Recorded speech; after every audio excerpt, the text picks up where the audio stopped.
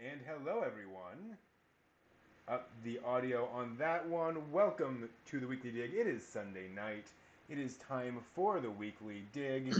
For those new to the stream, this is where we talk about anime old and new. My name is Brent. These are my fabulous co-hosts, John. Say hi, John. Konnichiwa. And Steve. Hello. And let's start tonight by talking about the anime series Claymore. And that was our task. We watched episodes 1 through 5. I did not get all the way through episode 5. We'll get to that in a little bit and explain all that in a little bit. So Claymore is is it early 2000s? 2007, I believe. 2007? Yeah. Okay. 2007 fantasy anime series. I think it's safe to say. 24 episodes, I think, 25, something like that. Yes, grimdark, I think, would be probably the operating word to begin with. And it's focusing on a sort of a monster girl and her companion in a very dark world of monsters, and she is fighting those monsters. I guess we'll start off as usual. I had not seen Claymore before. I'd heard plenty of things about Claymore. Lots of folks who really liked Claymore, but I'd not actually checked it out yet. John, I believe you're in a similar situation. Yeah, I had it on my anime list to watch, and I if we hadn't discussed it, it must have come up somewhere at a con. Yeah. That I put it on my to watch list. So, but I have no idea why. Like, I have no active memory of being like, that's a must see. That's like, that's the next thing. Yeah. It's like, nope, until we mentioned it and we talked about seeing it, it's like, that's right. Oh, yeah. And Steve, how about you? Well, it's been years since I've seen the whole thing. I picked it up at Otakon, like one of those things that was in the one of the video rooms. So I saw the first 4 episodes, because that's how they do it. And then, so I was able to cobble watching the series together through the library and independent, like downloaded videos on YouTube. Okay, wow. So it was a combination thereof. My library here, the main branch, has a really nice, actually pretty good anime selection for the most part. Cool. So yeah, I got. It's been years since I've seen it. So when we watched it, I watched it on Fun Animation. I was just like, oh yeah, I remember this. I remember the Claymore girl at Otagon. All 6'5" of her. Wow. Now, did you know of Claymore before you saw her, or did you see her and then like asked? I saw her. No, I saw her after I saw the Claymore. I saw Claymore. Okay. And then I saw her and I knew who she was. Okay. But I hadn't seen her prior to that. Okay. So it wasn't this walk up to her and be like, "My gosh, you're tall. What are you?" You're freakishly large. What's going on here? Oh, you smooth talker, you. So yeah, I'm gonna kind of cut to the chase on this one, I think, because no, that's fine. There's a lot of.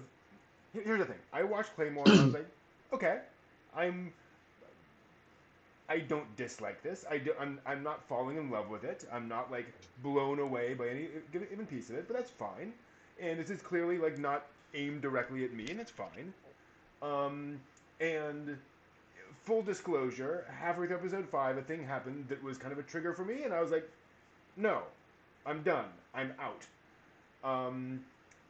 Here's the thing, and there are people out there who I'm sure like Claymore, and I don't want to rain on their parade. When I say, I watched Claymore, and I couldn't identify a thing in Claymore that I could understand why people would like the show for that thing, right? Again, I'm not saying any of it was bad, but I'm really curious from you, Steve. And again, this may be one of those things where it just didn't click with me. But I'd be curious to find out, like, what is that thing people are latching onto for this show? Because every individual piece of it, like I said, the animation is fine. It's not mind-blowing, but it's certainly effective. The combat is okay. There's a lot of kind of characters attacking each other and then standing around talking and then attacking each other again. Typical anime stuff. The characters are pretty one-dimensional, but again, like nothing like horrible. So like Steve, like when you watched Claymore, like what connected for you? So when I watched Claymore, the thing that drew me into to watch it was the music.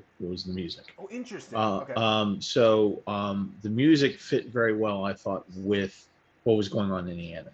Okay. And I think they used music well to help tell the story. Okay. So the music, I periodically forget that I like that.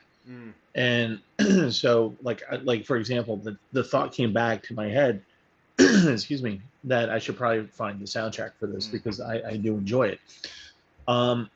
As far as the, so I was gonna say it's a very odd kind of dissonant soundtrack. yeah, and it's very tonal. So what, and then once you get into it, the story is not unlike a lot of the stories that I've read, through college, fantasy fiction, that kind of a thing. And so it reminded me of various stories that I enjoyed, honestly. And grimdark is definitely a word for this. No argument there. But I can see why people don't like it. You know what I mean? When you said to me earlier, and you gave the reason, I'm like, okay, you know what? That's valid, actually. That's there's nothing wrong with that because I can get it. I can understand why there's that hesitancy to continue forward. And also for some people, that's not a thing that's going to grab them. There is the story for Claire is slow. It does move slow. This series does move. It has not a glacial pace, but it takes its time. So again, that's where some people are just like, no, I want the shonen. You're not going to get that. And there's more. This isn't like Lane where it's like hard conceptual ideas, but there's conceptual ideas at play here, and there are visuals. Yeah. Do you think that maybe a theme? A little bit, just a wee bit. They brought it up once somewhere near the back. And one of the things that I think that drew me into Claymore was that it was one of the few animes at that time that I was watching. I'm not saying that there weren't any, but just for me personally, it was like one of the few handful of animes that I was coming across that was really geared not for the PG-13 crowd. This was something for a much older audience, because you do have to have some level of nuance to watch this, and even that nuance can make you decide not to watch it more.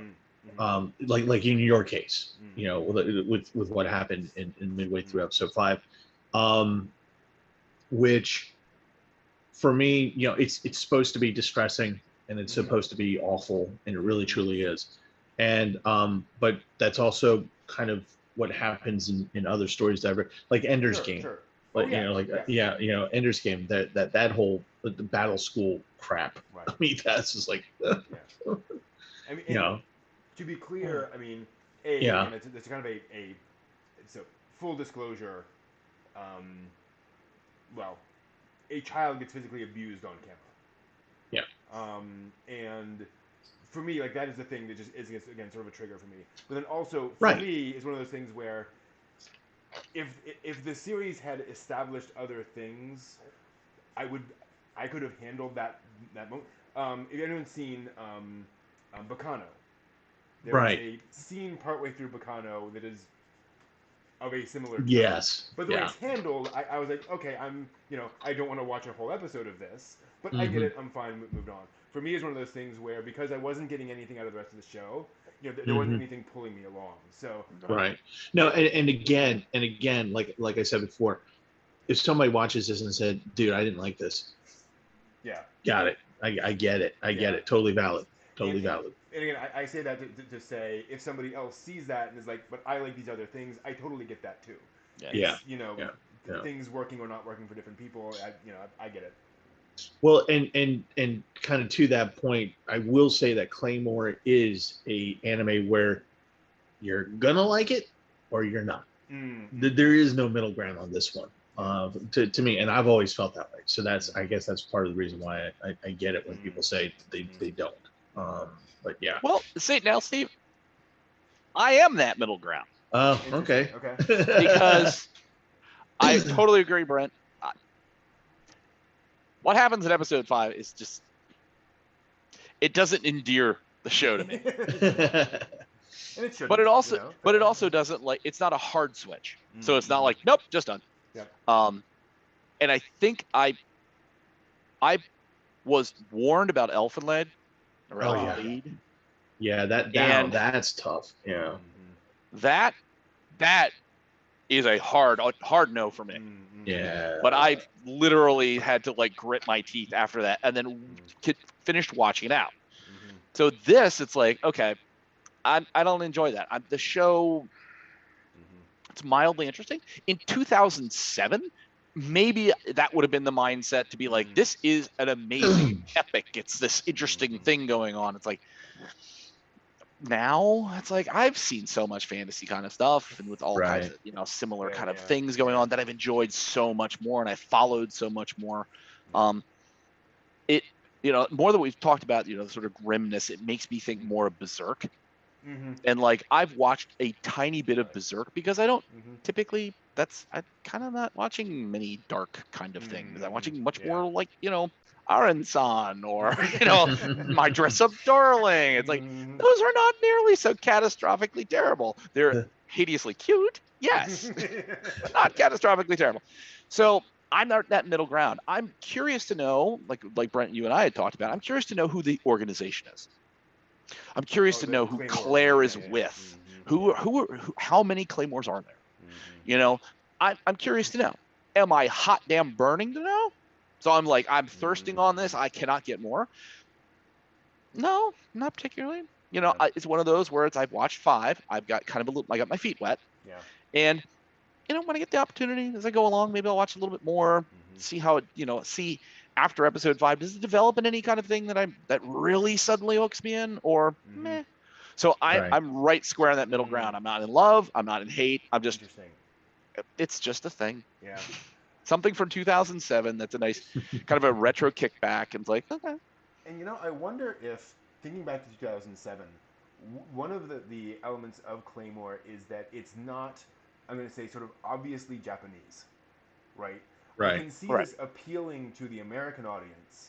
I imagine a 15-year-old coming across Claymore, hearing about this anime thing. This would be very approachable to somebody who's not familiar with throbbing forehead veins and all the various anime accoutrements. Right. So I can see there being some appeal in that audience as well, as this just being, obviously it's not Disney. Right. But it's not, Claymore has a Disney ending, and there's all one big show tune.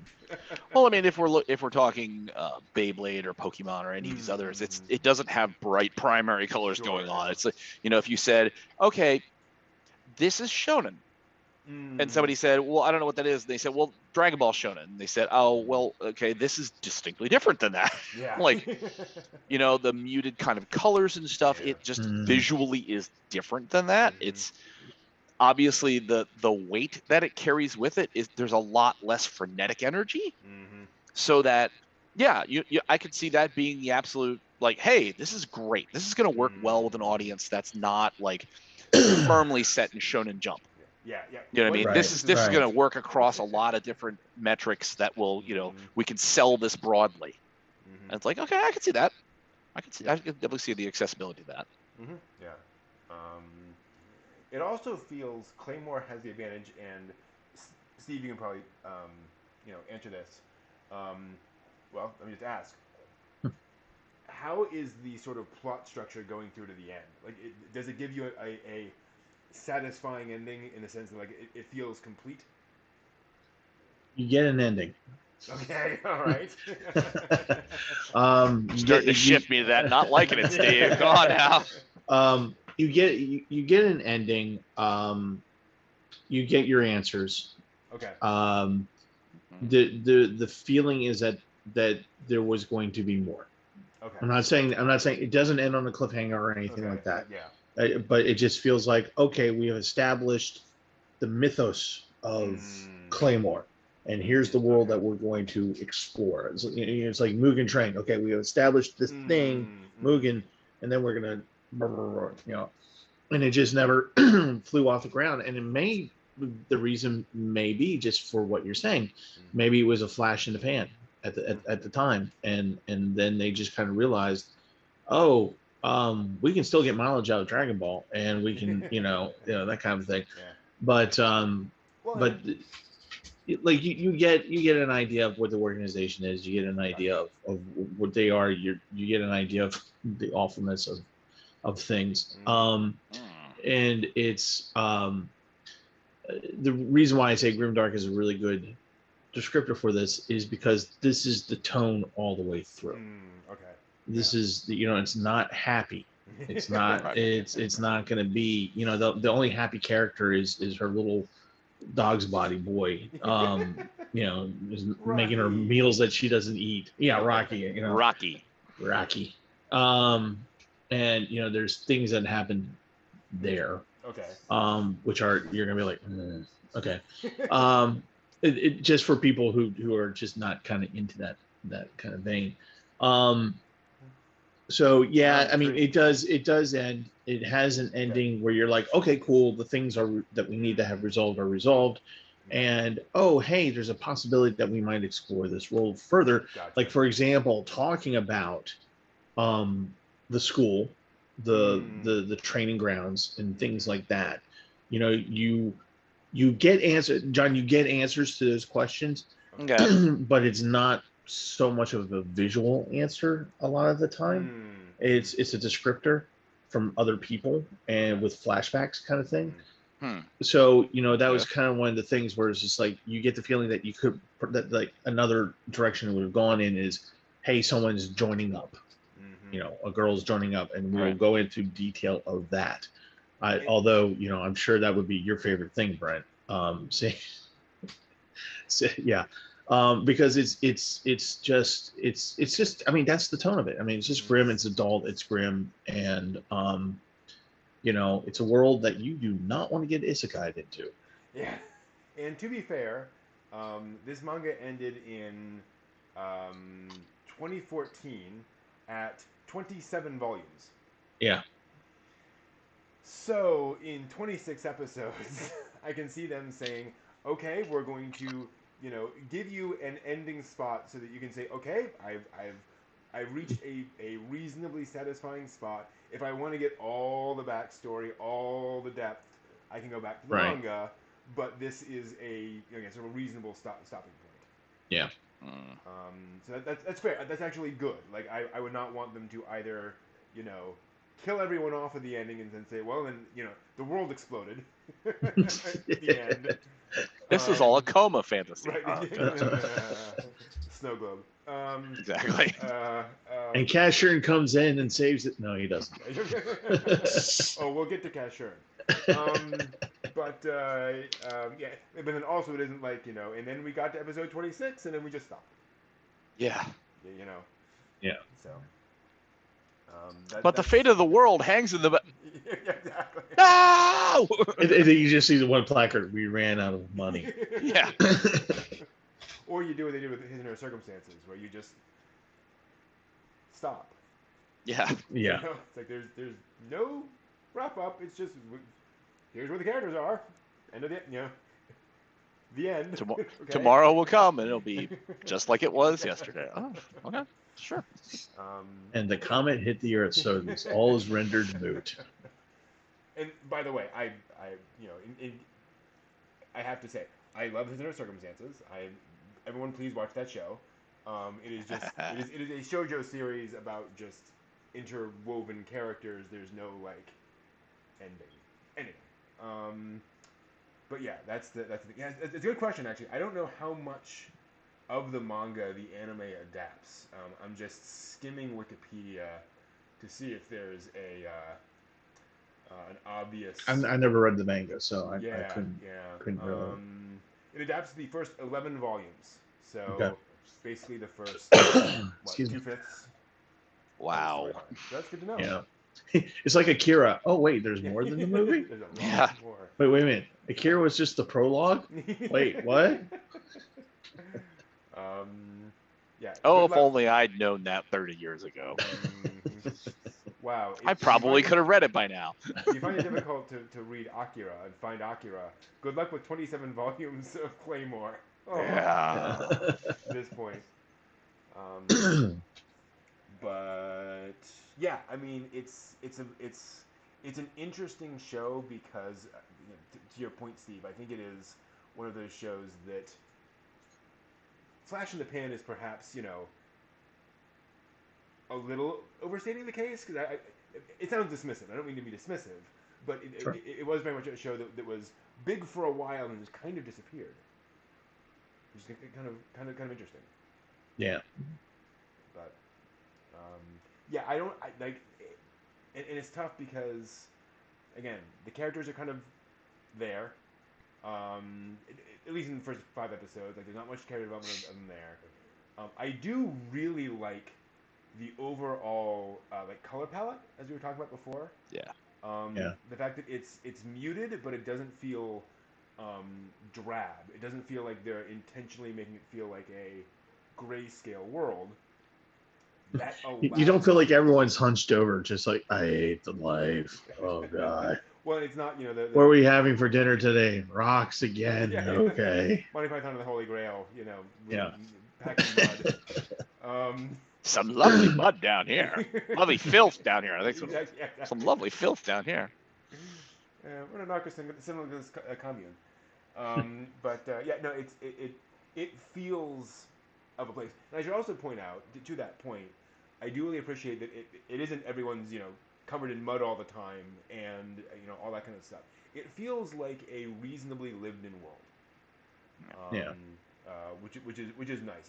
A lot of fantasy series have this almost generic Fantasyland view of things, and this feels a little more grounded than that, which is really Well, nice. it's certainly the I gave up being the demon lord and resurrected as a normal guy. Mm-hmm.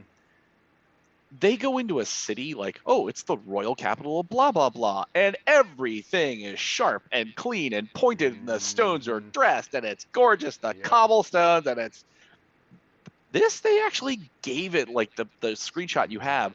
Mhm. It's like weathered stone. Yeah. It's not filthy. It's not like stuff hanging off everything, but it is definitely not like this pristine world that these characters have just been plopped into. No, it's a very inhabited kind of world where you have these kind of like older buildings that are just kind of weathered. Yeah, totally. It's a really neat aesthetic. And other than that, though, there wasn't that much that like really stood out to me in Claymore, unfortunately. Just kind of a show that is, if you will. Yeah, I'm curious to why it was big for the time that it was big. It's like, again, was it the only thing like it on the landscape, so that people were so like, oh my gosh, this is so different than every other thing that I can't get enough of it. Well, keep in mind that excuse me, I don't know where that frog came from. 2007, I think, was full of shonen kind of stuff, like Demo's trying to get out. Like Dragon Ball was popular. There was a lot of hey action kind of things going on, and there wasn't really anything that was slowing down, and there wasn't anything to think about, and there was just push on. Oh, we're gonna do Spirit Bomb for 5 episodes, and Krillin's gonna run around and get his butt whipped, and kind of thing for 5 weeks. Besides that, it was all Moe, right? Yeah. This is the right. Full it's the height of Moe. Okay. Yeah. When did the original Berserk come out? Good question. Was that the late 90s? I think that was 90s. Yes. Yeah. Yeah, not the CGI one that people Yeah. apparently had aneurysms about. So, 1997. Okay. Yep. So we've got a fairly dark example in a 10-year period before this anime appeared. Yep. So, I given the enduring love of Berserk, I'm gonna guess that I could see where maybe that was noticed. That was, you know what I mean, to give this kind of like, okay, the story itself doesn't really pound away at you where you're thirsting for it, but geez, it falls in that similar kind of vein. It's like, people were big on this. I could see where that you'd be like, yeah, this is a reasonable risk. We'll throw this in and see what happens. Yeah. And I think to Steve's point, I think that slow burn is always difficult to manage. Yeah. Both from a production and from an audience perspective, that finding the right pace for that will draw people in. I think this is one of those shows that just, it drew some people in, but a lot of folks just bounced off of for just being too slow or whatever. You know what it might be is that it might be that Claymore has a small but dedicated base. Okay, yeah, I can see that. You know what I mean? And maybe it's one of those things where it's just like enough people talk about it that it's kind of in the group consciousness, where it's just like Claymore. Oh yeah, I should watch that sometime. Okay, Eurocamp. Oh, so nice. Yeah. Oh yeah. Yeah, I can totally see that being, and also like that's a point at which social media certainly becomes a bigger thing around 2007, 2008. Right. And so I can see that kind of network effect happening where, like, to your point, the voices are amplified of the actual people who do watch it. And it seems like everybody's watching the show when actually, it's 5% or whatever. Right.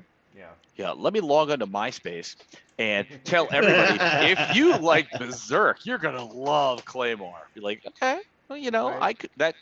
Let me go into his AOL chat room. Hi, I'm a 22-year-old co-ed working. No, never mind. No. And meanwhile, on Yahoo 360, right? Baby. The sad thing is that I think I actually did write something about Claymore on Yahoo 360 when I had an account on there. Nice. Wow. Just keep it off of your hooligans, and we're fine. Way back. It's time to get the Wayback Machine. Well, when I was on Rec Arts Anime Misc, the Usenet news group, I posted a whole thing about. When I could get my my CGA monitor up and running on my 386, I went to that bulletin board system and then just went in. Well, it was the best site was when it was on ARPANET, and Yes. Yeah. When you wanted to play that game. Yep. Global thermonuclear war. What was the Would thing? you like to play a game? There's a joke about real programmers use language X, real programmers use Java, whatever, and the ultimate is real programmers program by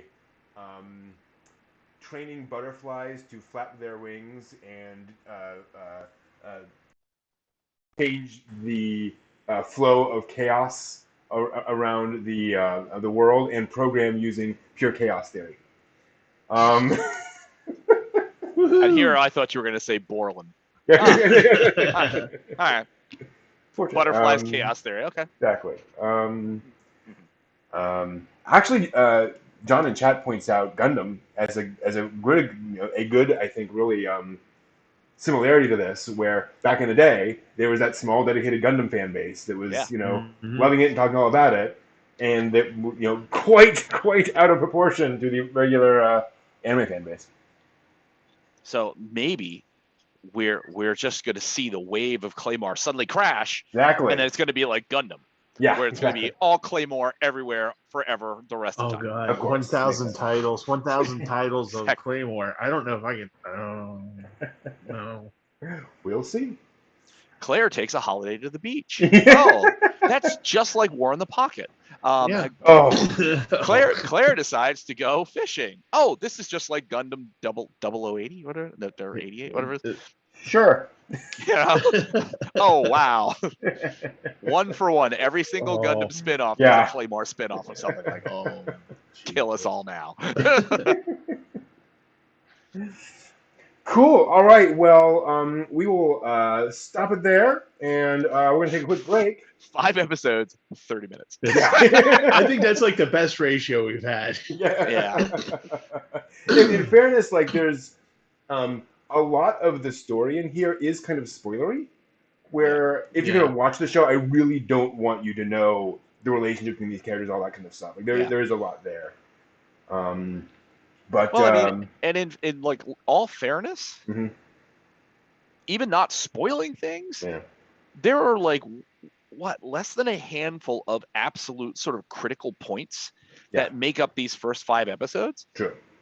That literally we're not shorting it by only doing 30 minutes. Right. Because it's only standing like on just 5 episodes. It's only standing on like a very few pillars. Yeah. And I'm sure by the time we hit, if we, by the time it hit 26, that you had, presumably this massive support structure to like what's going on. But here we just got so very little of the core story to like actually work with there. Yeah, it's just starting to set up. Yeah. In these first episodes. Cool. All right. Well, then we'll be back in just a few minutes and talk about the latest anime news. See you then. Woo-hoo.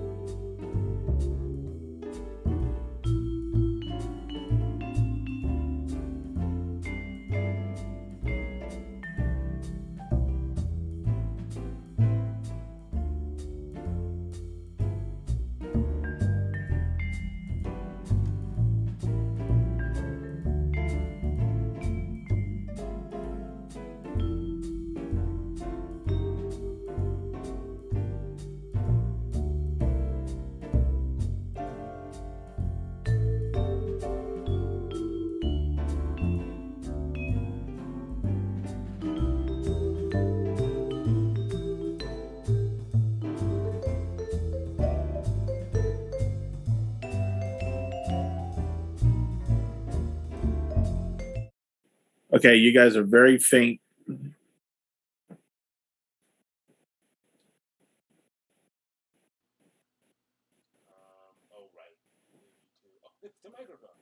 Use that microphone. We're just going to use... Whoa. We're going to use that microphone. Hello, everyone. Can you hear us and see us? You're very faint. Very faint. Okay. Hold on. I can hopefully help for that. No. No wonder.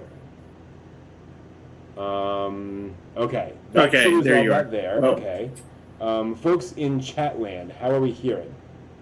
How are we sounding? I'm seeing audio on our end. I'm seeing audio on Steve's end. John says silent, but I'm assuming that was a few moments ago. Better? Okay. Good. Can we hear? Can we hear? Can you hear both us and Steve? OBS yeah, exactly. OBS likes to do that. I should definitely just completely reset everything, right? That would be the best solution to all this. Just throw out all of the things. Have you tried turning it off? Yeah. And then back on? Back on. What is your favorite? How is your favorite sports team in your town doing? Well, the Nye Mets are my favorite baseball squadron. Boy, you know, the way Allen threw that ball, it was just amazing. Just all the points, all the way down the line. It was amazing, wasn't it? The goal was great. The goal was great. Yeah. I honestly want us to do like a 15-minute sports segment, or just completely random things. I think it'd be a lot of fun. That is exactly what happened my sophomore year of college, when a friend of mine was a resident assistant, mm-hmm. and he didn't have a TV, and I had a black and white television, and he wanted to know what was going on in a baseball game. Okay. So I used every conceivable not baseball reference that I could muster up as a non-sportsy. So I used hockey, I used football. Like, I believe they're running for the goal zone. And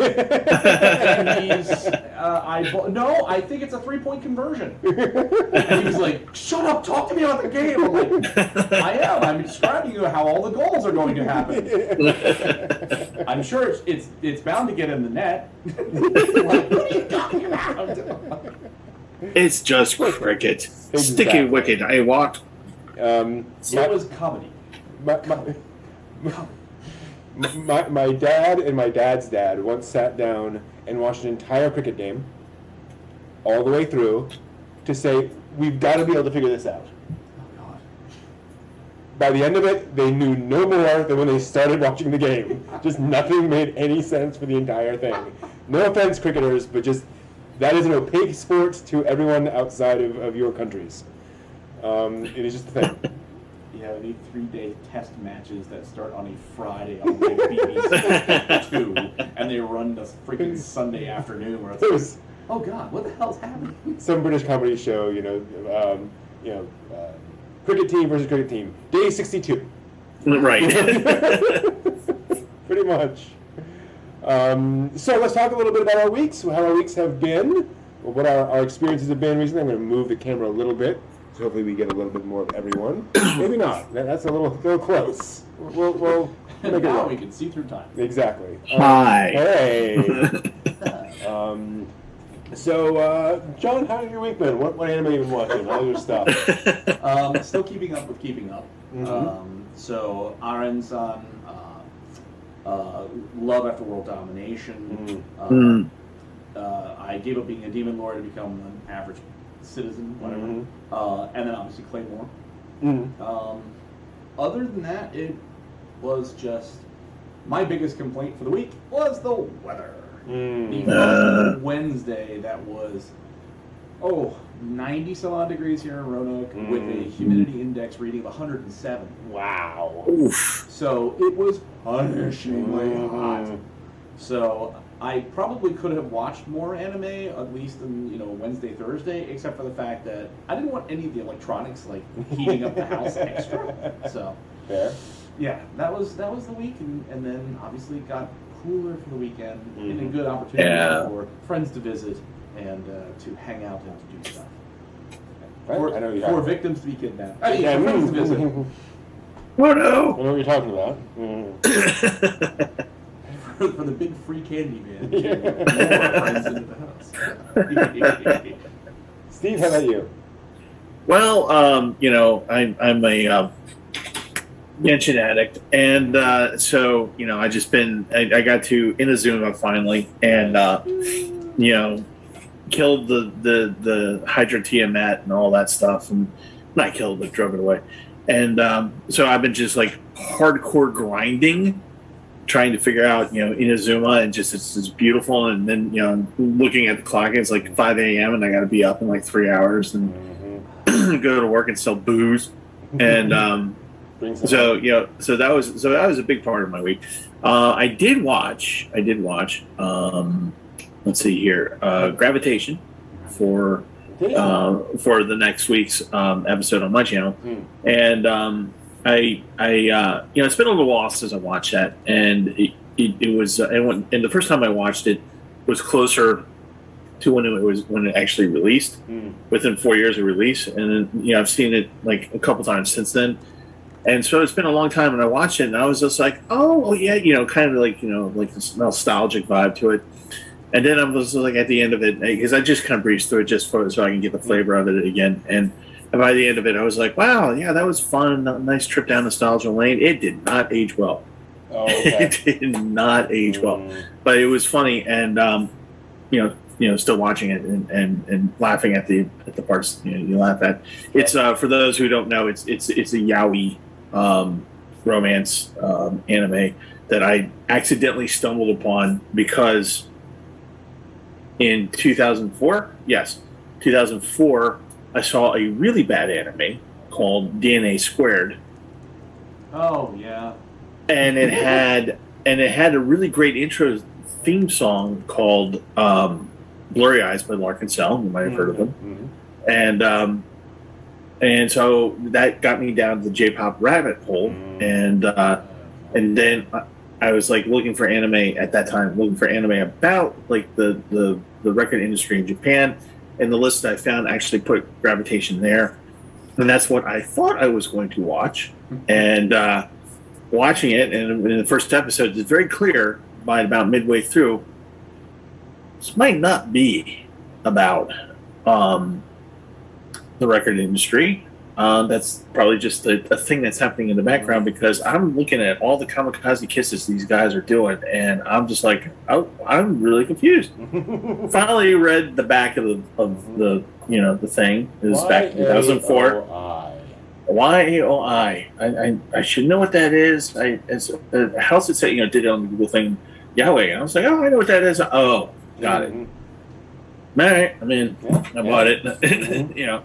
So I watched it, and of course I had gotten it from Media Blasters, so that should have been like the first red flag that hey, you're seeing something unusual, unique to you. The guy was probably Did they then start sending you a bunch of stuff? If you like this, you'll love this. Love this, right? God, no. Like I could just see like the inner workings of the guy's heads. It's like going, I can't tell if the big guy is into this or if he just doesn't know. I'm not sure. So anyway, long story short, that's how I got it to watch it, and saw my first really official yaoi anime.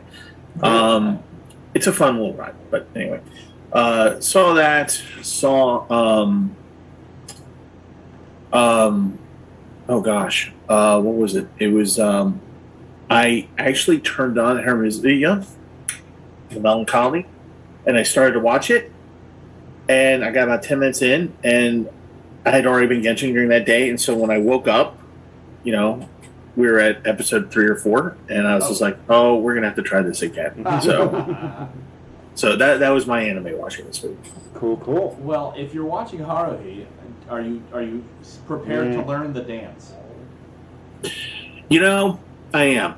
I am, and I think you guys should too. So that when we go to Otaku, that we'll go in like the big space area up there, and we'll just get the music going, and the three of us will do the.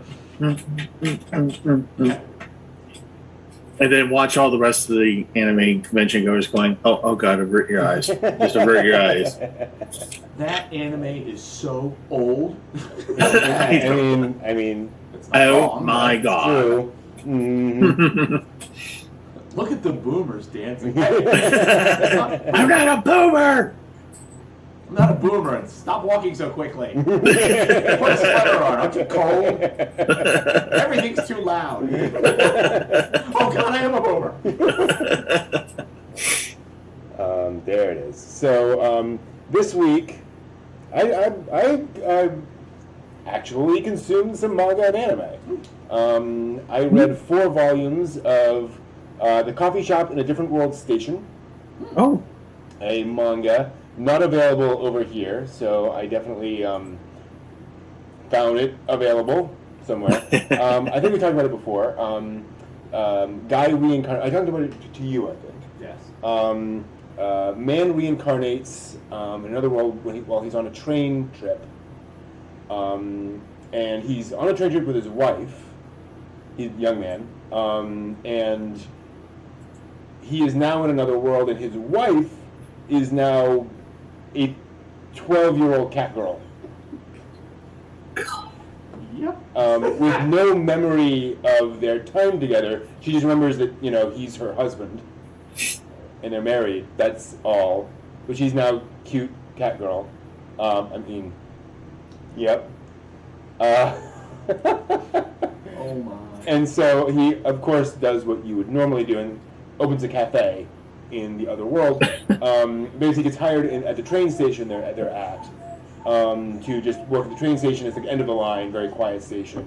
And so he opens a cafe there. She is, of course, the, server there, bussing tables.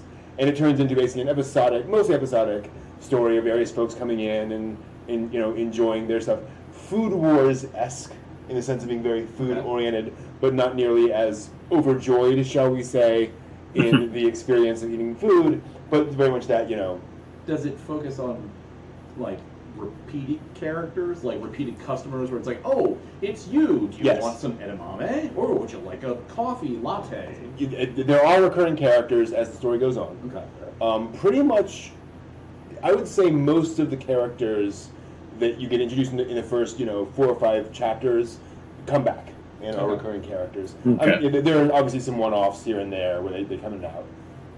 But there's a lot of recurring characters. It's very sweet, very cute. And there's some plot going on. Like, spoilers, there's a moment where, like, he makes his wife a birthday cake. And she says, oh, that's right. Oh, no, anniversary cake. He goes, oh, that's right. I remember being underneath trees. And he gets wide eyes, and that's all she can remember. And he gets tears in his eyes. Because, like, it's, in a sense, his wife is gone. Right? Yeah. And so, like, there's this wistfulness he has that he's with this character who's clearly devoted to him, has a similar personality to his wife, and he talks about how, she kind of acted like a cat when she was, back in the real world. But, like, there's this occasional thing about how, like, I wish I could kind of have my real wife back. Yeah, they don't have a shared past. Yeah, there's no shared experience. So there is, like, some neat stuff, and then there is this really kind of funny ongoing plot line that wheat does not exist in their world, in the new world. Other grains do, other things do, but wheat, it turns out, was wiped out at one point in the past. Okay. And so this becomes kind of the big plot of the story, because nothing is like wheat bread. You cannot make bread, you can't make baked goods just quite the same way without wheat. So wheat becomes kind of the golden, The holy the holy grail, exactly. That he's trying to make, bread that's like wheat bread. And it's He who becomes- controls the wheat controls Yes, the exactly, universe. yes. So it's very, very funny. First you get the wheat, then you get the cat girls, Yeah. then you get the power. There we are, exactly. So that's kind of a funny sort of overall plotline. This is almost like wheat bread. Oh, so close. But yeah, very, very sweet. Again, got through 4 volumes of that. I also finished watching the original 1973 Kashan. Now, I must say, I skipped the middle third. Yeah, you are correct, Steve, with that reaction. Well, I really like seeing bathing robots. It's all good, right? Clean robots are happy robots. Exactly. Yes, exactly. I cannot recommend Kashan for normal entertainment purposes. Come on, all you kindergartners, let's sit down. Let's Yeah, skip a bit, brother. But no, there's it's weird because it is very like early 70s grimdark. You know, it is people getting killed right and left and very angsty things, and I'm trying to do this thing and do that thing. But I think a great example of the weirdness of Kashan is an episode early on where they come across a brother and a sister who are both musicians. She plays the piano, he's a conductor. And the Robo Force is approaching their city, and they decide to organize a music festival to lift the spirits of the people in the city. And so the culmination is all the musicians deciding to stay in the city as it's being bombed as a sign of the human spirit. And so like, there's all this explosions and death and so forth, but darn it, we showed them. It's like, I'm not so sure about that. I'm not sure that I agree with that premise. You fools, the entire the guy who plays the triangle goes, the big guy who plays the triangle goes, I immediately regret my decision. Exactly. But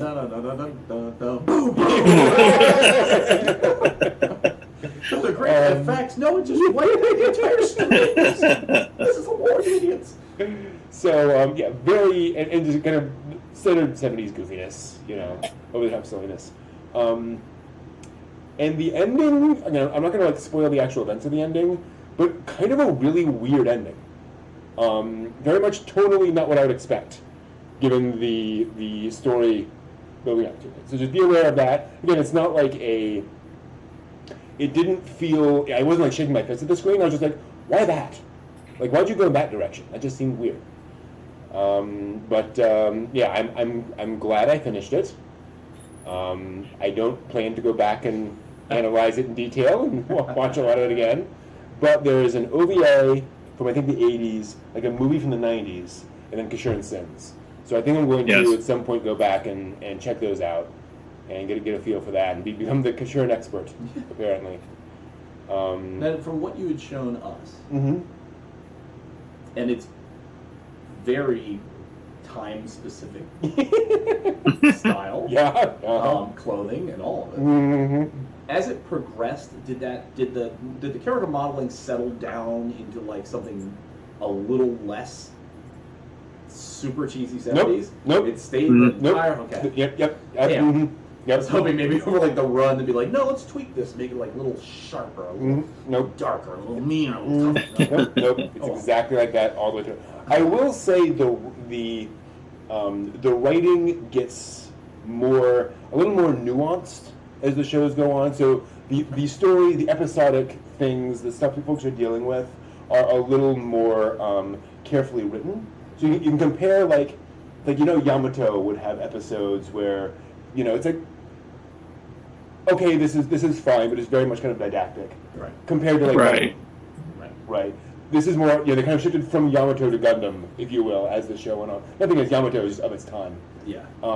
So I do think they kind of found their voice as the story went on. Is like exactly what, how dark we want to be, what kind of dark stories we want to tell.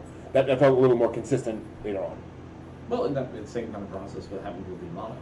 It absolutely starts out doing its thing and actiony, and then you start seeing, Queen Starsha, things going on with her sister, and what's happening with, the Gamalas, and what the hell is going on with them and their plots and stuff. So that, they hit their stride by the time they get out of it. Uncomfortable. By the time season one ends,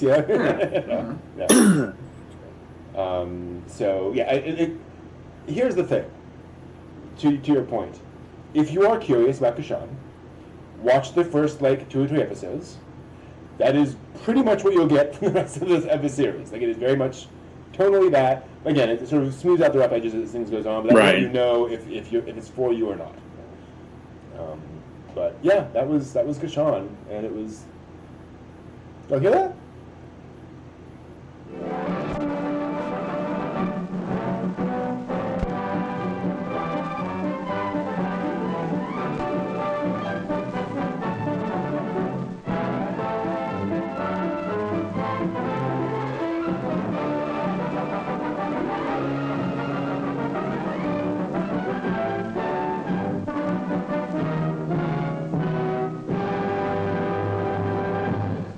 Whatever. Hello! Give us a minute. We are reconfiguring, readjusting. Rebuffering. Exactly. The hat sadly cannot return. I forgot to pack the hat. I should have packed the hat. Thank you very much. I don't have anything that's similar. Oh, yes, you do. Do you want that? Mm-hmm. Let's do it.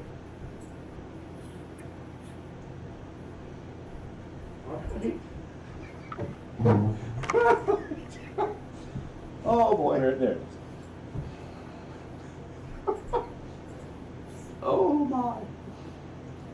Welcome to the latest anime news for the week ending June 19th, 2022. That was a perfect shot right there with the water bottle. There we go. My head above the water. There's nothing wrong with that. Perfect. All right, let's see what we can do here. All right. The news is better with Gloomy Bear. Exactly. The Naughty Grizzly. I mean, here we go. So let us start with, Char, the Red Comet, one of the most iconic characters in anime, certainly in Gundam, and so of course McDonald's is honoring Char with a Char-themed menu. 6 exclusive menu items at McDonald's Japan, starting June 22nd, a couple of days from now. 4 burgers, a carbonated McFizz drink, and a McFloat, all Char-themed. You have the new type white triple cheeseburger, 3 layers of meat, because 3 times faster, right? Gotta have it. The spicy double cheeseburger, which was a last year limited time thing. The red garlic teriyaki burger, actually, and the double chicken sausage muffin. Exactly, and the double chicken sausage muffin only in the mornings. The McFizz drink and the McFloat items have a red energy flavor. Ooh. As a nod to Char's nickname as the Red Comet. Define red energy flavor. I don't know, man. I don't know. It's Char, the Red McFizz. Exactly. It tastes like red. It tastes like red, and the burgers taste like death. Yay! I mean, not inaccurate, I'm sure. There was limited edition packaging, cups with, Zaku on it, all that kind of good stuff. Also, if you purchase items from the menu, you get access to an AR quiz of which Gundam character you are, because that's hard to find. I couldn't find that online if I wanted to. The thing is, they've got over 100 individuals loaded into this quiz. So if you want to know if you're Kai Shiden, you can. It's great. You're the Gundam Tech mech in episode 128. Exactly. No end date announced, but the packaging will run through July 26th, or as long as supplies last. Here's the thing, I'm not surprised.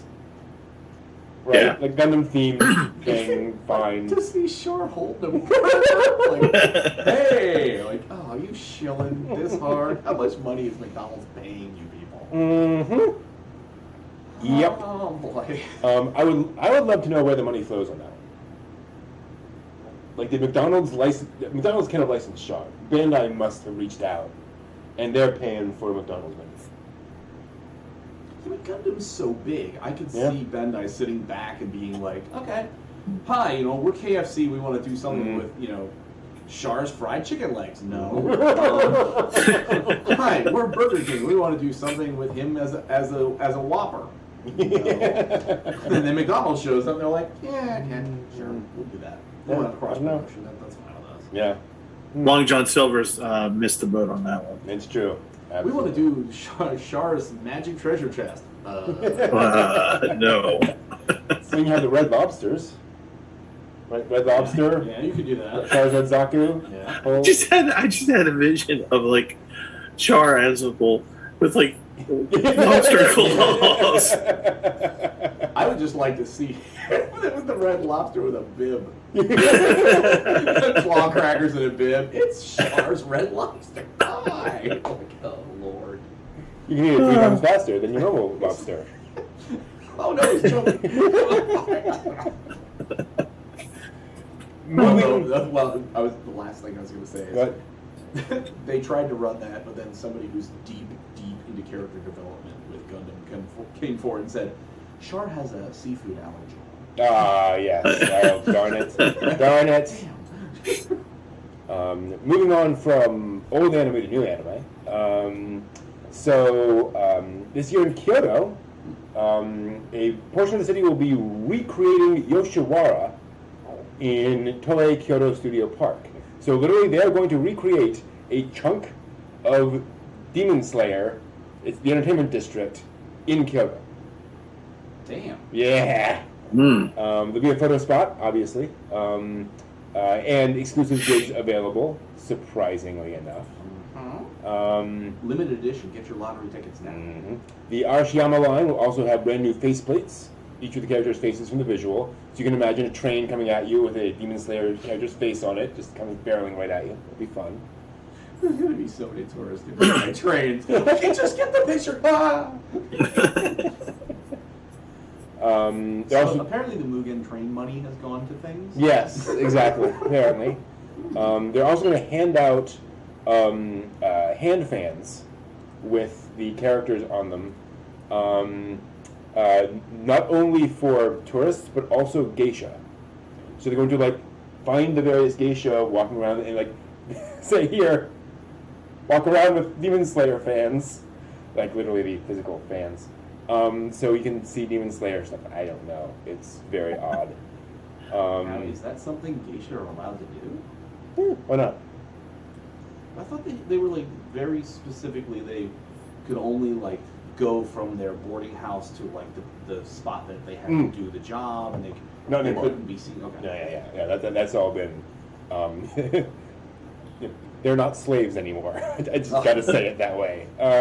What was it? 2 seasons ago, the Maiko house. Oh yeah. Where it's like the little girl who she and her friend go, and the friend cooks, and then the other girl's at Maiko. And it's just like they still are putting out that same kind of knowledge. It's like, oh no, they cannot show up out of uniform. They have if they're going to go on like a shopping day, they have to do it at the end of their rotation because of their hairdos must always be kept, so that they can only go out on a shopping day in normal clothing because then they can put their hair down and they won't be identified. I may be wrong then. Yeah, interesting. I'm really curious if they're giving them out. They must have changed.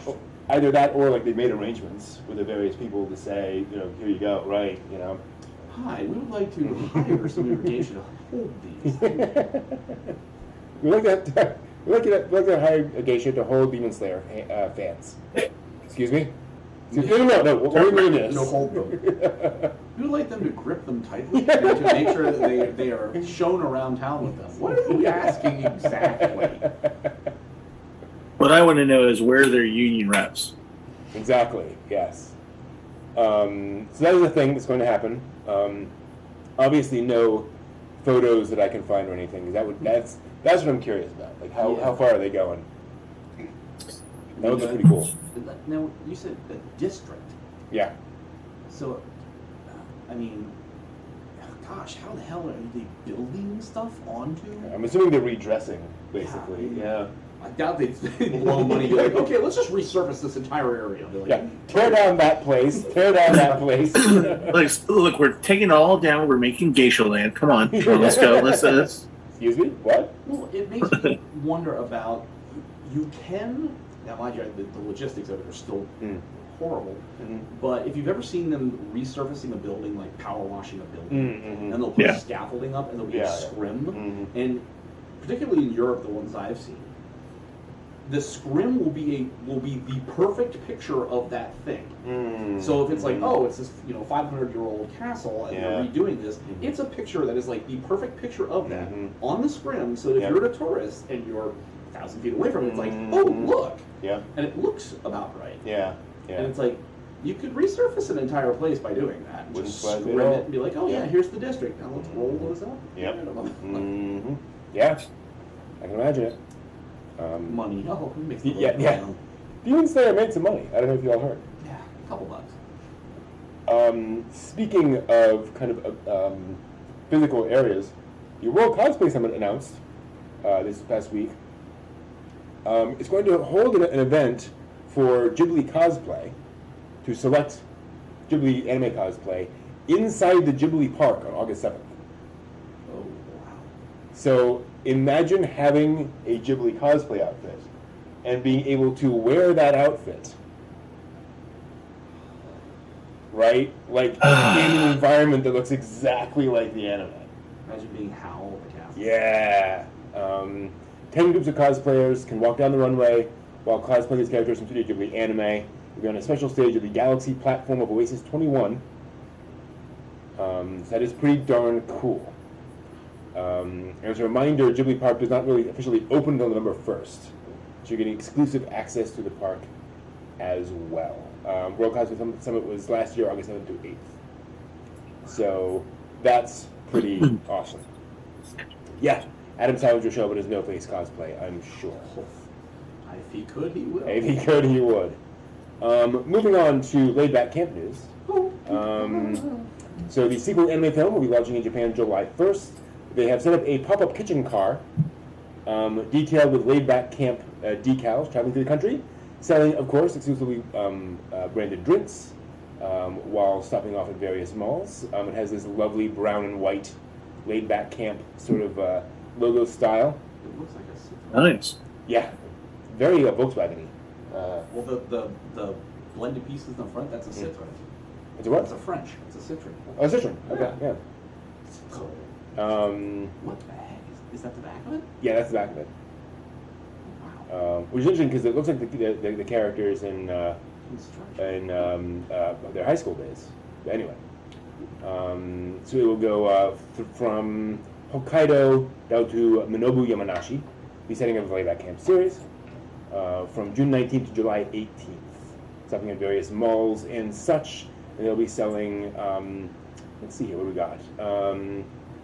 There's the various red drink. drinks and goes, yeah. Oh. Long life juices, and like an apple soda, and then one of the really cool things, they have 6 little coasters, like cork coasters in like jigsaw puzzle shapes. You can all fit together into a cube.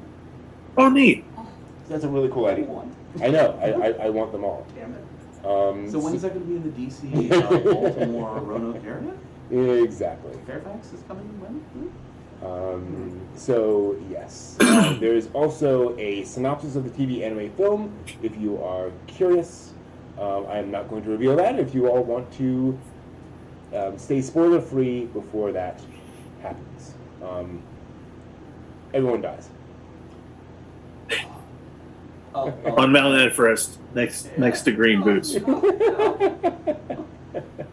a flashback from when they're like 150 to Yeah.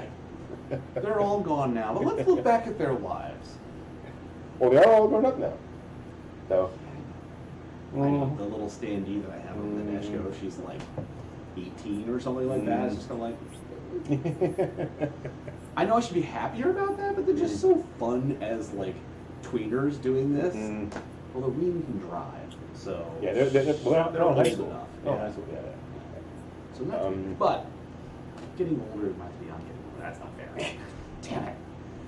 Who doesn't want to smell like Spy Family?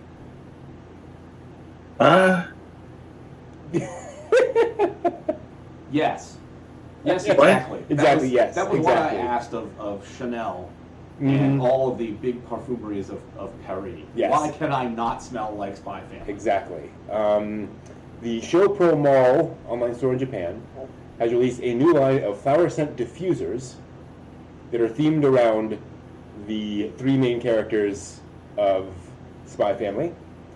So you got Lloyd's version featuring green dahlia flowers, with the English words for dignity and elegance. Yours is love and beauty, with a red rose scent, naturally. And Anya is honesty and innocence, with yellow anemone flowers. Sure. I'll be honest that I can't even think I've ever smelled an anemone flower. Exactly. But, you know. On sale while supplies last, about $40 each. Yeah. But they're flowers. You get flowers. It's a little like vase with and like silk flowers on there. Diffuser thing. Little diffuser sticks. Yeah, it's nice. Like, it's generally pretty. I don't know. I'm having a hard Axe time. Body spray works much better. I'm like trying to figure out how a non-anime person is going to gift that to another person. Hi, you get to smell like a 10-year-old telepathic girl. What's that smell like? Promise and hope and winning. John in chat is right. It should smell like peanuts. Yes. They totally missed the opportunity. But gotta be peanuts. Gotta smell like peanuts. Come on. Cooking peanut butter cookies or something? What the hell's that? Gosh. Oh, that's exactly. just Anya. That's just Anya doing her thing. And let's move on to some sort of general. I wonder if Lloyd's is Excuse a me. very subtle, almost kind of Yeah. creeping hidden scent. Mhm. You don't notice it until last minute. Exactly. Then it kills you. Yeah, it murders you. Oh, good. Let's talk about my favorite segment in the show, new anime announcements. Variety has announced a new Astro Boy series, 3D CG, reboot, directed by Thomas Astruc, creator of Ladybug, Miraculous Tales of Ladybug and Cat Noir, produced by Shibuya Productions and Media One's Method Animation. They have acquired the rights, clearly. 52 half-hour episodes, so full thing. Wow. Yeah. And the plan is to go kind of modern. They're going to talk about the internet, social media, environmental damage. I mean, that's not particularly modern. That was a thing in the original Astro Boy, but still. And they're going to try to have a pool of animators from around the world, Japanese animators, French animators, all sorts of stuff. So here's my pitch, my ideal. Space Dandy. Right? Make every episode have its own staff, its own approach, tell its own little Astro Boy story. I would love that. Don't try to make it cohesive. Try to make it everyone's own take on Astro Boy. I'd love that. I don't know. Well, for as many different teams, I mean, Yeah. Yeah. Why not? 52 episodes, 5 teams, each team Yeah. gets 10 episodes? Yeah. Or something equivalent? Mm-hmm.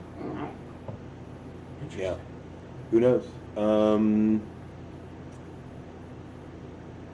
But yeah. How many new Astro Boys does that make in the 2000s now? 3. There's the 2003 TV series, the anime film, the CGI film, and then this one, right? Was there anything else? Well, I mean, yeah, the Star Wars thing, which had an Astro Boy-ish character. But, yeah, I think that's it. Astro Boy just keeps on giving. Yeah, I mean, it's been around a while. The One Punch Man film is coming. Yay. Directed by Justin Lin of The Fast and the Furious. Huh? I'm not sure if that's a genius or not. Well, I mean, oh God, what if Vin Diesel plays One Punch Man? Of course! Vin Diesel is One Punch Man. Saitama. Vin Diesel is Saitama. Oh, I mean, Saitama doesn't really have much of a range of character, but that's still more than Vin Diesel. Vin Diesel is Saitama. Oh. And it's secret, I love Vin Diesel. I have great love of the man. But I mean, it is kind of a match made in heaven. Yeah, I mean, I totally respect him for exactly the roles that he plays well. Exactly, yes.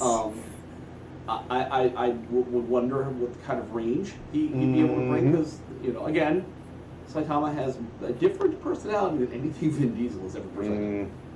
He's less meatheady and more just kind of bland. So, Again. So, wow. And Avi Arad is producing. So, I mean, they've done all sorts of things. Who knows? But, why not? We'll see. Does it go Mugen Train or does it go Lone Ranger? Let's just see how that goes. Or Dragon Ball Evolution. Oh, God.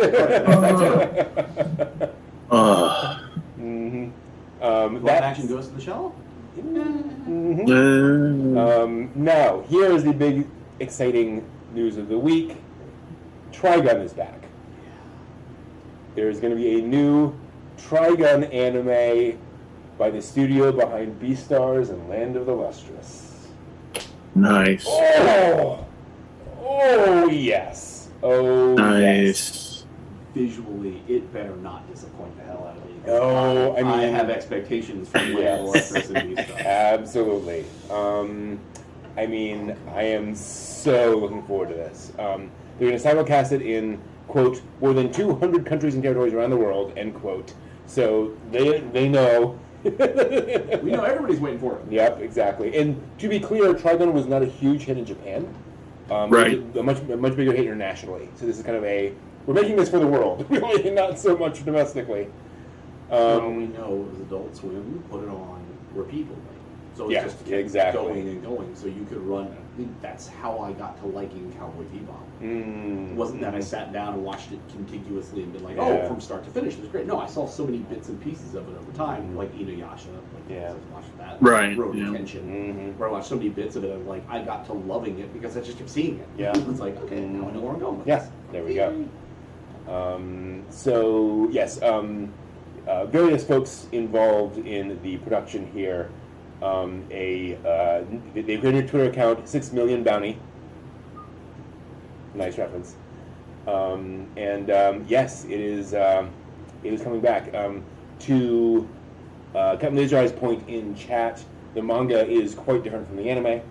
Yes. It goes on in a very different direction. Like I wouldn't say he barely started it when the anime came out, but there was a lot more to the plot, and he went in a different direction with some of the characters and so on and so on. And so yes, there's a lot to go to with Trigun. So please work.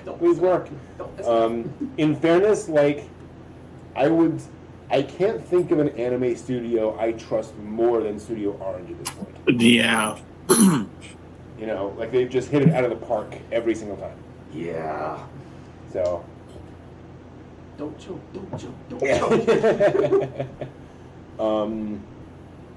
Science Saru is back with Naoko Yamada's new original anime Garden of Remembrance, announced on Wednesday. The key visual just shows a watercolor of flowers and an anime hand painting those flowers, which is quite interesting. Original character designer by Etsuko Mitsuzawa of Hello, This is Turumi, if you've heard of that. So looking forward to that. Science Zaro is always interesting, always doing something new and unusual. So looking forward to that. The theme of the anime is described as, quote, someone is thinking of someone, where is the heart's destination? End quote. So I'm assuming it's Mecha. Maybe it's a Yaoi Mecha. Yeah, Yaoi Mecha. If it was Yaoi. Nah. I'm trying to think. Yaoi Claymore, the Mecha. Yaoi Mecha, aka Gundam Wing. Let's just be honest. I think it has some sardines. Yeah. Let's see here. My Home Hero is getting a TV anime adaptation. This is about a salaryman who has a reliable wife, daughter, until one day he finds out that a bad thing has happened to his family. And we get sort of a Taken situation going on. So, yes, one of those. We'll see where that one goes, but definitely curious. Also, anime coming for the manga Saint Cecilia and Pastor Lawrence, which I thought for a moment was a Spice and Wolf thing, but is not. Yeah. Kodansha describes it as follows. Saint Cecilia is beloved by the townspeople. Not only is she elegant and composed, she benevolently shares her wisdom with all who seek it. That is, until the last person has left, at which point she becomes totally hopeless. Only Pastor Lawrence is keeping the saint put together enough to do her duties, and though she may test him, it's all in a day's work. I'm assuming it's an Umaru-chan kind of a thing. That she's just kind of, Until everyone leaves. I thought you were going to go with like, and then at the end of the day, she turns around and runs the brothel. Well, if everybody leaves, it was a terrible brothel. I read that manga. It's called New Species Reviewers. Yeah.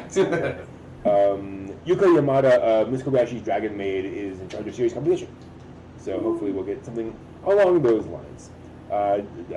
Director by Sumie Noro of Sleepy Princess and Demon Castle. Hey, so good names there. Let's see here. Also, Otaku Elf is getting an anime adaptation. And I've actually read a bit of this manga. Basically, cute. it's very cute. Basically, you have the very responsible Miko, a very responsible shrine maiden, who works at a shrine, and then one day the goddess of the shrine appears, and is a beautiful blonde-haired elf lady. Okay. Sure. Who turns out is a lazy otaku who just wants to spend all her day playing video games and reading manga, and so the very responsible shrine maiden has to pull her out to actually do her duties and actually do all this stuff. So it's very much that sort of yin yang kind of a storyline there. The trailer calls it something like a laid back comedy. It's like a slice of life comedy. Okay. It's nothing serious, nothing it's just opposites attracting almost kind of a thing, of that kind of thing. It's fun, very cute. It makes me vaguely think of the Gabriel Dropout, where the angel Gabriel descends to Earth, and she's supposed to be the best and the biggest of the angels and everything more, and she ends up like a school kid, and she doesn't want to do anything. She sways around, and people are like, "You're Gabriel." It's like, I don't care. Okay, yeah, cute comedy. What was the one from like the 90s of the two superhero girls who are like aliens from another world? They've come here to save the world, but all they do is like shop and eat at McDonald's. It's not Moldiver. It's it's going to annoy me for a while. The only thing that comes to mind are yeah. I don't want. Well, just because I don't want to mess up what you're thinking. No, go for it. No. No. It's a comedy. It's like an OVA, like 2 episodes comedy or something. Somebody in chat will remember it. Again, I can't think of 2 cute teenage girls, and there's like a very responsible teenage guy who's trying to convince them to save the world when giant monsters attack, and one of those classic things of like they're eating a burger and drinking a drink while Godzilla is rampaging through the town, right? That kind of idea. Anyway. Save us, someone. Exactly. In a minute. Exactly. Shamrock Shake doesn't take care of itself. Exactly. Murai in Love, also getting an anime. Main character is Murai, a high school boy who confesses his love to his teacher. Oh, because that always ends well. Yep, exactly. It can, boom, chicka, bow, bow. Thankfully, she refuses his advances. He then returns the next day, and turns out she's a fan of Otome games. Oh no. And so he shows up cosplaying as her favorite character. Okay. And she's like, basically. So I don't know where it's going. I'm not advocating, but that is that concept. So this is coming after we had the Otome game anime this past season. Mm-hmm. So. Yep. Interesting. Very interesting. So we're highlighting on that one. I see. Exactly. Mina no Tonio-chan manga series is getting an anime adaptation called 500 Million Year Button, Tsurusugahara's Short Shorts. I'll be honest, I have no idea what's going on with this manga. There's a button that grants 1 million yen to whoever pushes it, with the condition that they must spend 500 million years alone in an empty space. But at the end of that 500 million years, they loses that memory and return to the point in time when they push the button. So what's... Do they still keep the yen? Or I assume so. A person with this button appears in front of a 5-year-old, a 14-year-old, and a 17-year-old, who all need money to pay for their father's hospital treatment. I have no clue. I have no sense. I don't... Okay. 500, how long? 500 million years. 500 million years, and then you go back to the point where you press the button, Yeah. and you have no memory. No memory of it. Yeah. So I would love to see this happen. 1 million yen. Okay, I'll spend 500 million years in the void, go insane, bink, and then you come back and you go, oh, I don't remember anything. Hey, I can get $1 million if I spend another 500. Okay, here we go, bing, and it just goes and goes and goes. all over again. Apparently, like, this was a manga series from 1999, and it's become sort of a philosophical, discussion point in Japan. Folks are sort of chatting, okay, would you do it, would you not do it, what does it matter, all that kind of stuff. So it has become kind of a meme, if you will. Maybe not a meme, but a discussion topic in Japan. So, Right. I could see it as a thought experiment, I guess. Yeah. to be like, what are the moral and ethical issues of like your own choices? Yeah. And ethical, because if you spend 500 million years, nobody knows. You reset, it doesn't really affect anything. And I guess having children be involved, a 5-year-old, I can imagine a 5-year-old being sure. Yeah. Right. You're not thinking it through. Right. So I don't know. Okay. Whatever. And at the end of the 500 million years before they press the button, before they come back, they're just into the... Yeah. Exactly. There's nothing left. Watch the rise and fall of civilization thousands of times. Well, this is how the Matrix started, okay? Pretty much, yes. Not exactly a new anime announcement, but Mononoke is getting a film in 2023 and a stage play. Yep. The film will be a completely new work in the Mononoke series, so new anime, but still. Kenji Nakamura will return to direct the film. So 15th anniversary Mononoke thing, which is pretty cool. So the play, I actually got this on my phone. Ooh. So the play has 2 casts. And they're going to do and it's on Hulu, I think. Mm-hmm. So you can pay for it on Hulu. And so one cast is going to do one performance, the other cast is going to do the other performance. Wow, interesting. So, the only reason why I know this is I have a sister-in-law out in Alaska who's big on this stuff. And so, I just sent the link to her. But, I was like looking at that, I'm like going, am I going to spend the money? Am I going to spend the money? It's like the Genshin question. Am I going to spend the money? What kind of payoff am I going to have for this? Satisfaction, Steve. Exactly. Yeah. Yep. New information about Gundam the Witch from Mercury. So those curious, go out and check it out. It looks like it's basically set at a school. And the main character is a girl at the school, second-year student in the piloting department, who transferred to the school from Mercury. So it is literally, she's from the planet Mercury. Timid and somewhat lacking communication skills. Boy, that's a new one for Gundam. Really? No, she's on the spectrum. That's a new concept. Crazy.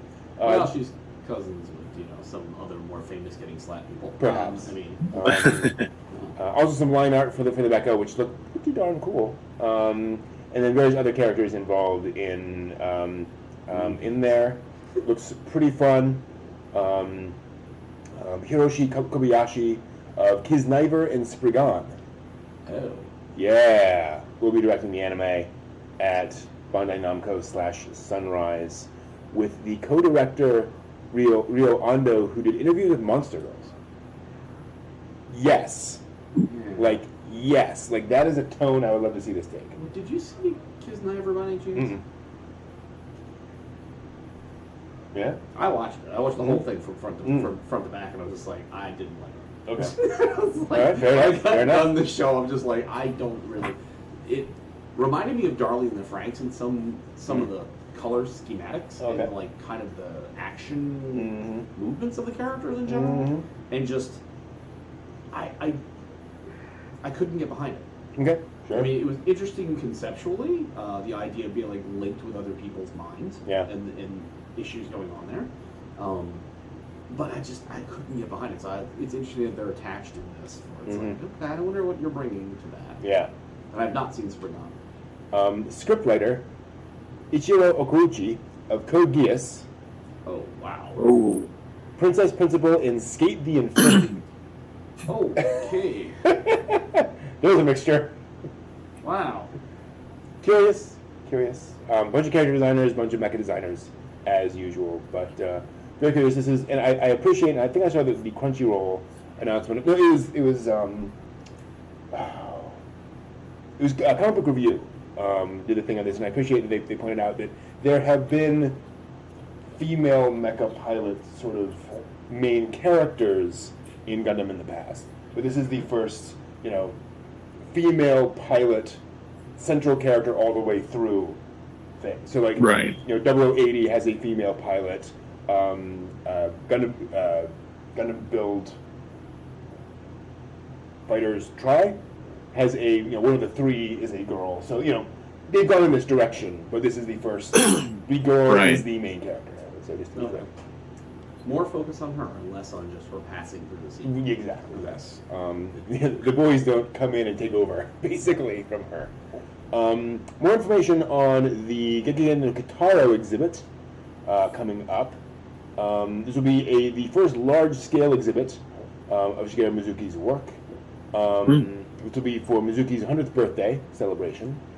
It'll be a Tokyo City view, the 52nd floor of the Roppongi Hills Mori Tower in Tokyo.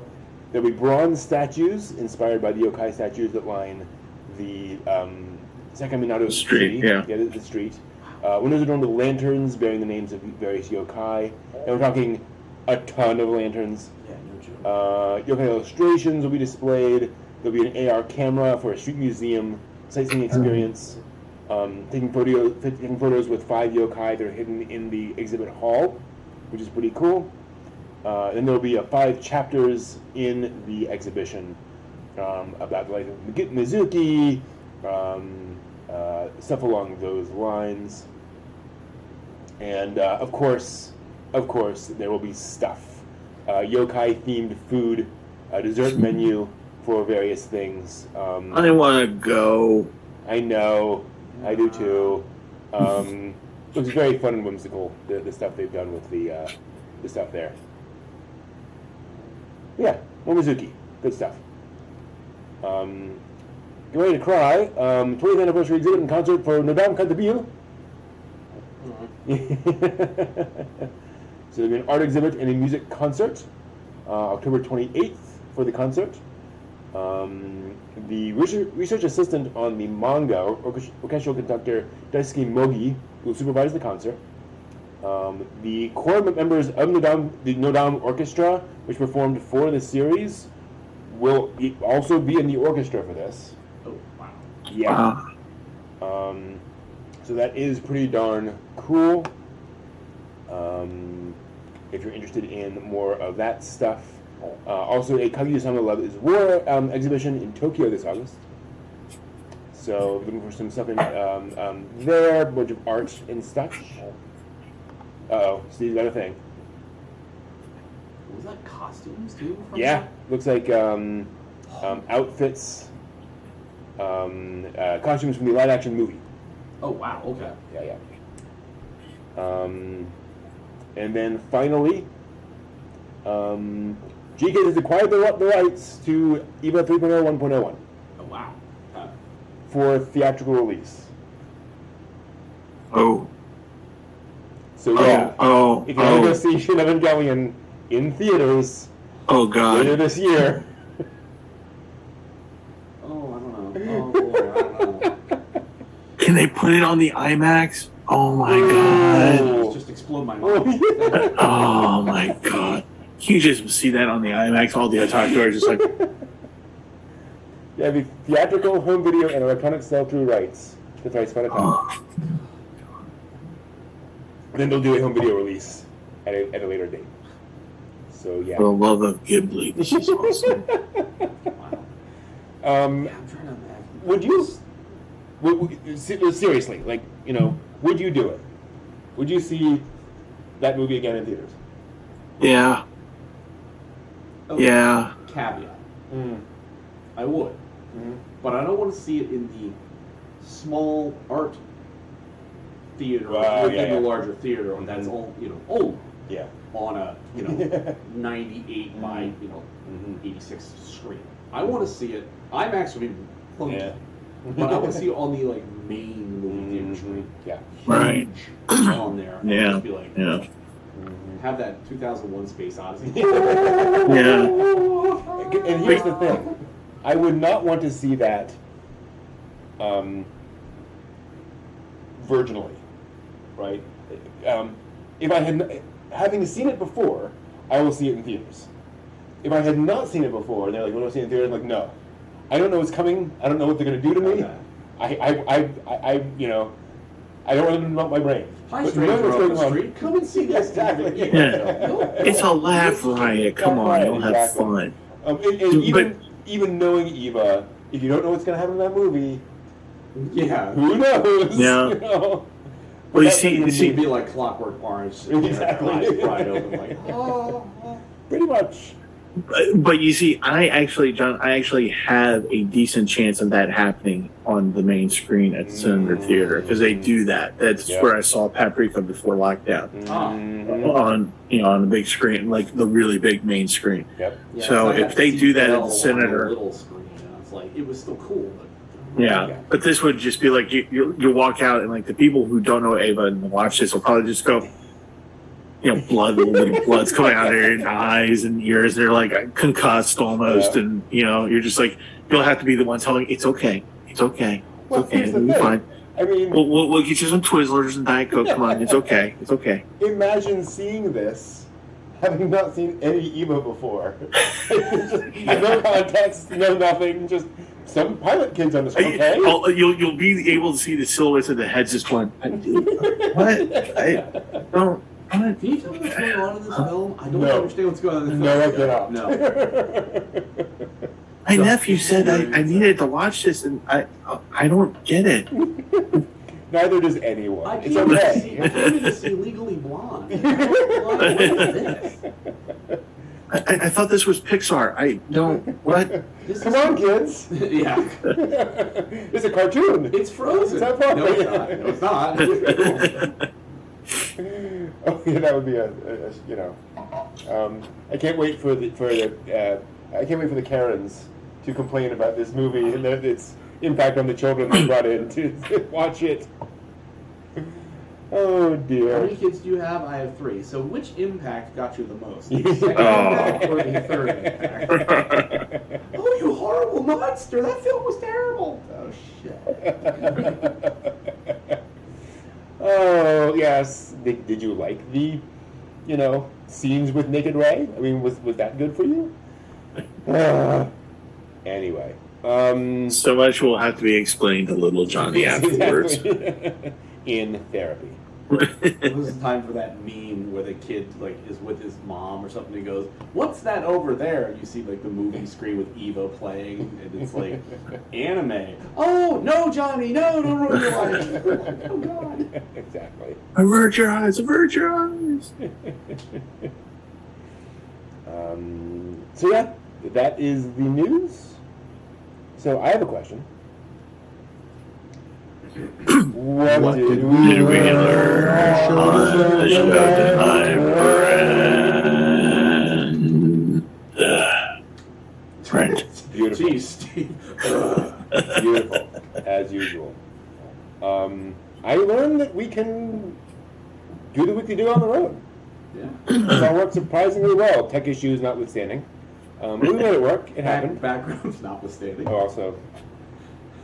Hey, it's Gloomy Bear. Oh, Gloomy Bear. But yeah, it worked. Yay. Awesome. I think it's in large measure the fact that you've got a good computer. That helps. You know what I mean? It's like, It does help. Yeah. Really, the only thing that I contributed to this is just Wi-Fi. Like, technology and all sorts of stuff. Yeah, I mean, I'm glad we had the extra camera, Yep. and it's got microphone pickups, and Mhm. we've got, everything worked out the way it needed to. Yep, exactly. So, Yeah. John, how about you? well, I learned that I can have the broadcast in my kitchen. Gosh,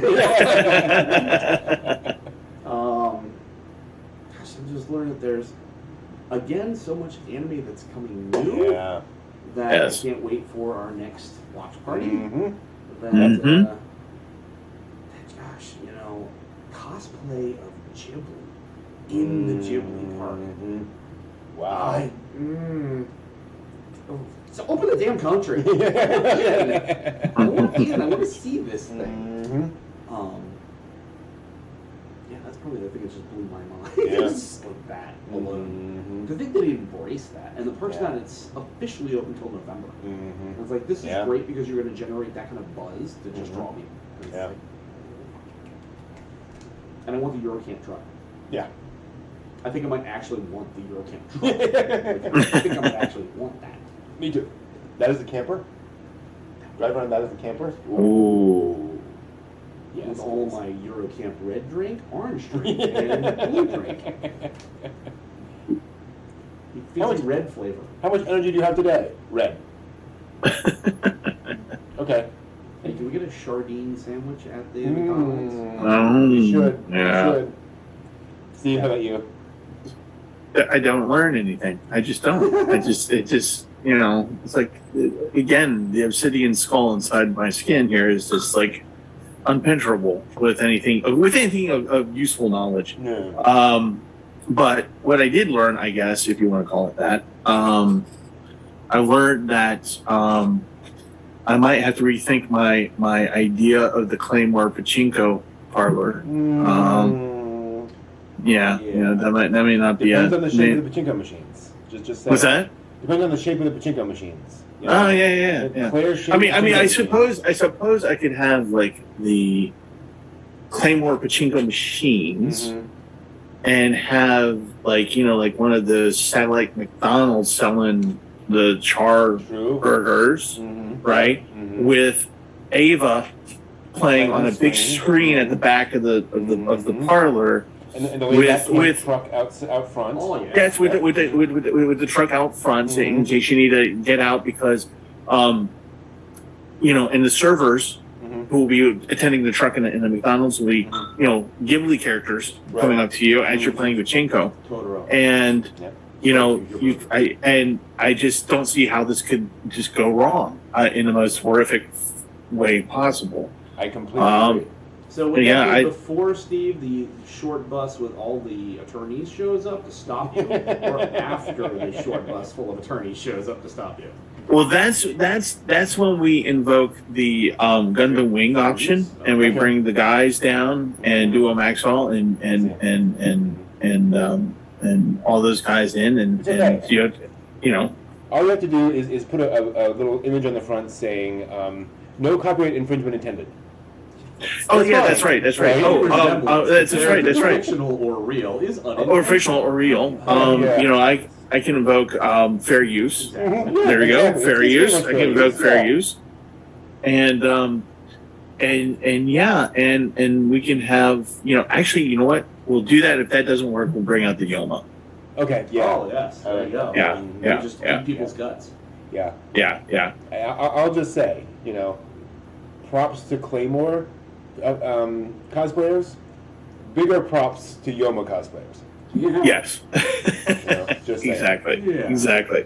So what I've actually learned is that we're getting a new Trigon. It's going to be, and it has the odds of a really strong studio behind it. So that means that we're going to get something of quality.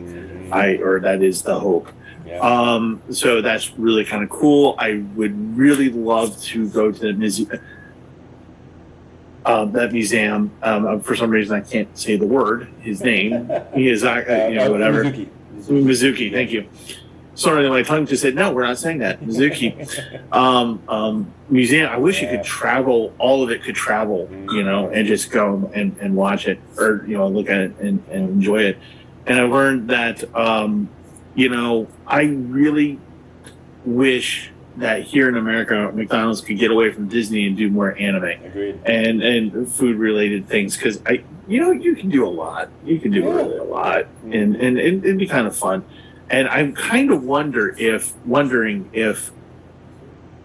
because there's actually these shows on YouTube that were popular for a while where they have Irish people taste donuts for the first time, American donuts, for the first time.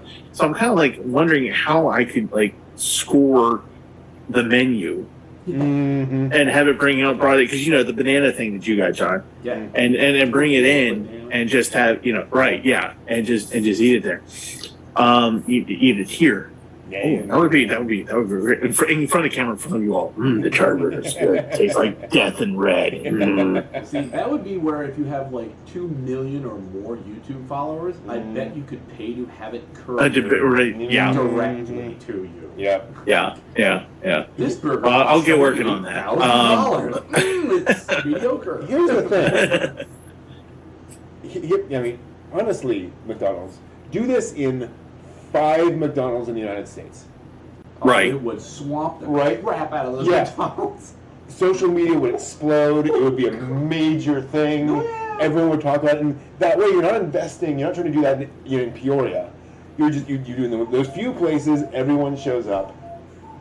It's funny. It's going to be like... And I learned that John has a cuckoo clock.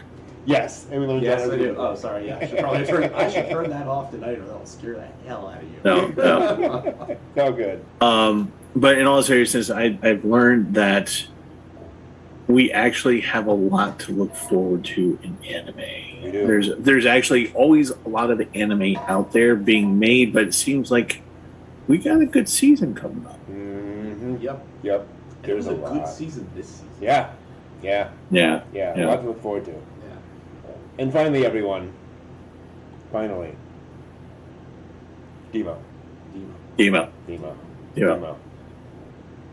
Welcome to the Church of Demo. Bye, all. Thanks for joining us. We will see you all next week. Take care. Bye-bye. See ya. Demo.